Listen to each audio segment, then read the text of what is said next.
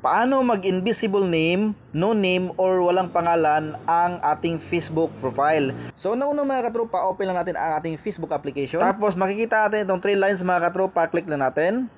At scroll down, hanapin lang ang settings and privacy. Tapos i-click itong settings.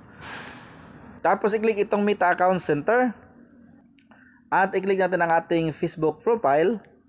Tapos profile again. At i-click itong name.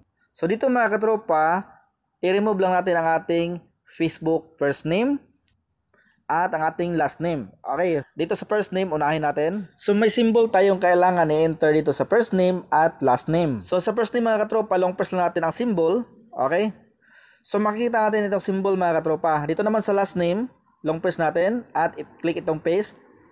So makikita natin mga katropa, dito sa first name meron ng symbol, dito sa last name meron ng symbol. Okay, so ito po ang symbol para walang pangalan ang inyong Facebook profile. Walang makikita ang pangalan, magiging invisible name ang inyong Facebook profile. So ang symbol na ito mga katropa ay ilagay ko sa comment section kung kayo ay naka-Facebook. So kung nanonood kayo mga katropa dito sa aking YouTube channel, kung naka-YouTube kayo ngayon, punta lang kayo sa aking Facebook page mga katropa at hanapin nyo itong video na ito. Okay, so nasa comment section ang symbol. So i-copy nyo lang. So kung makikita nyo mga katropa, meron ng symbol nakalagay dito sa first name at last name. So pagkatapos nyo ma-enter mga katropa itong dalawang symbol, click nyo itong review change.